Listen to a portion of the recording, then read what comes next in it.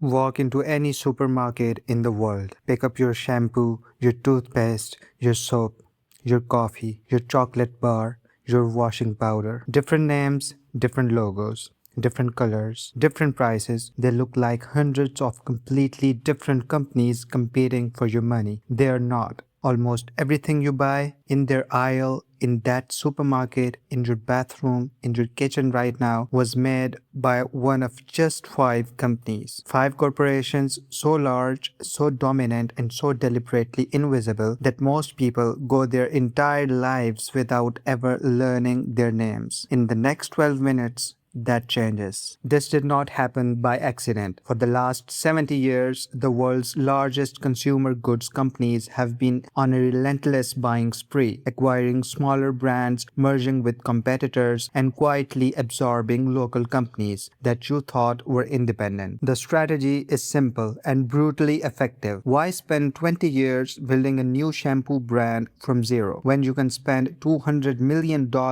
buying one that already has 40 million loyal customers? The result is a consumer goods landscape that looks like competition but is actually consolidation. You think you're choosing between brands, you're choosing between divisions of same corporation. The illusion of choice is one of the most profitable business models ever constructed. At five companies built it. Let's meet them. Company number one, Procter Gamble, founded in 1837 in Cincinnati, Ohio, initially as a soap and candle maker. Today, it is one of the most powerful consumer goods companies on the planet, with a portfolio of brands that touches almost every room of your home. Here is what P&G owns right now in 2026. Your Gillette razor, Pampers for your baby, Tide or Ariel washing your clothes, Head and Shoulders on your scalp, Pantene in your shower, Olay on your skin, Oral-B cleaning your teeth, Vicks when you're sick, and Febreze in your living room. All Procter & Gamble. In its fiscal year 2025, Procter & Gamble generated $83.1 billion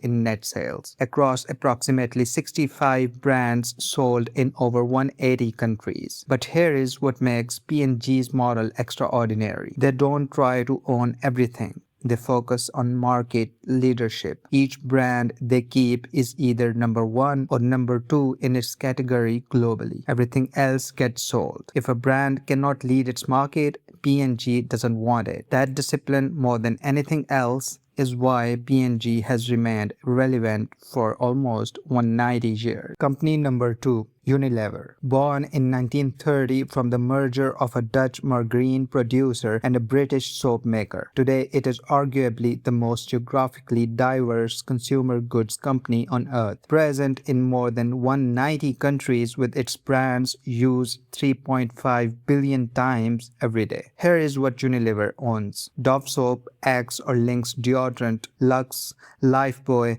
Vaseline, Rexona, Sunsilk, Norstock cubes, Hellmann's mayonnaise, Domestos bleach, Persil or Omo laundry detergent. All Unilever. In 2025, Unilever delivered underlying sales growth of 3.5% with its power brands, the core strategic brands, delivering 4.3% underlying sales growth and now accounting for 78% of total turnover. In March 2026, Unilever announced a landmark deal to combine its foods business with spice maker McCormick & Company, creating a new sauces to spices company valued at more than $65 billion, one of the biggest consumer goods transactions in recent memory. Unilever is not standing still. It is actively reshaping its empire. Selling what no longer fits, buying what grows faster. The portfolio you see today is not the same one that existed 5 years ago, and it will look different again in 5 more years. Company number 3.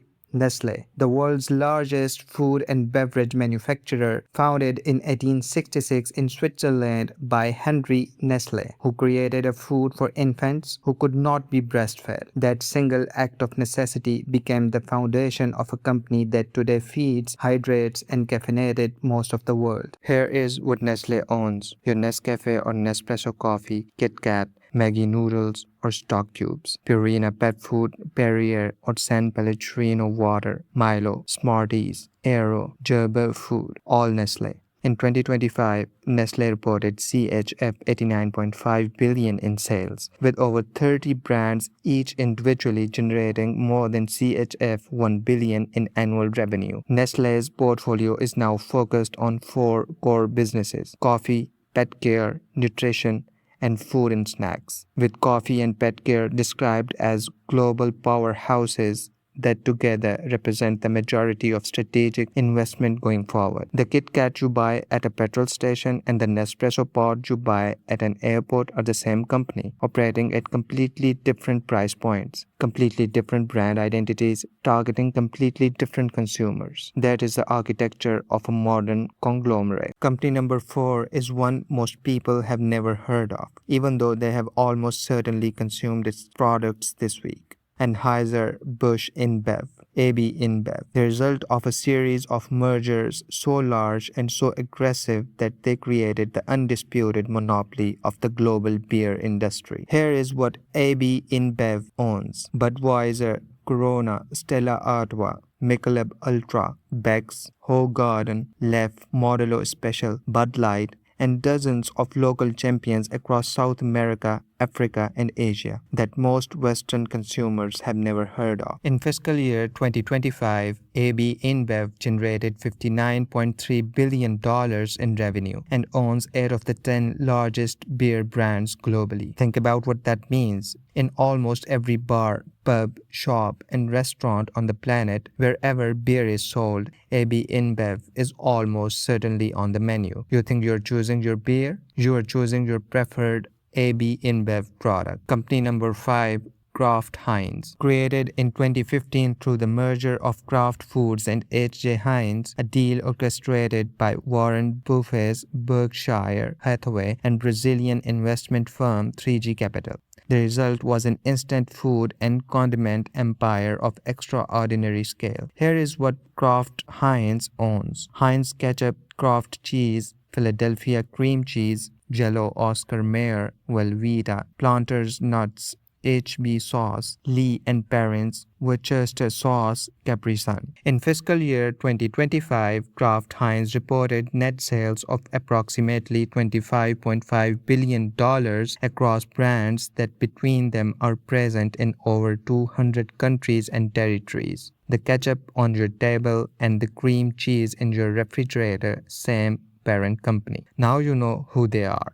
But the more interesting question is, why don't you know who they are? These 5 companies have spent decades and billions of dollars ensuring that you don't. The strategy is called brand architecture. Each brand is designed to feel completely independent: its own personality, its own values, its own visual identity, its own marketing campaign. Dove runs campaigns about natural beauty and self-esteem. Axe runs campaigns about attraction and masculinity. They're targeting completely opposite values and completely opposite consumers. Both are Unilever. Head and Shoulders positions itself as a clinical, science-backed solution for dandruff. Pantene positions itself as glamorous, aspirational hair perfecting. Both are Procter and Gamble. The same parent company can hold contradictory brand identities simultaneously because each brand operates in its own silo, its own team, its own budget, its own agency. From the outside, it looks like fierce competition. From the inside, it is coordinated portfolio management. This level of consolidation has consequences far beyond which shampoo you buy. When 5 companies control the majority of the world eats, washes with, and drinks, they have extraordinary leverage over supply chains, over pricing, over retailers, over governments. A single policy decision at Unilever's London headquarters affects the livelihoods of farmers across 70 countries. A pricing decision at Nestlé determines whether school meals in developing markets remain affordable. An acquisition by AB InBev can reshape the entire beer economy of a nation overnight. This is not presented as good or bad. It simply is. And understanding the architecture of the world's consumer economy gives you a clarity that most people never have. The next time you stand in a supermarket aisle and you pick up a product that speaks to you, that feels right, and feels like it was made for you specifically, know that that feeling was engineered by a team of brand strategists, psychologists, and marketing executives working inside one of five corporations. The brand is the costume. The corporation is the body wearing it. Understanding the difference is what we do here. Every week on Unseen Drafts, we pull back the curtain on how the world's biggest businesses actually work, the layer beneath the surface that most people never see. Subscribe now. You already know how to look at free apps differently. Now you know how to look at a supermarket differently too.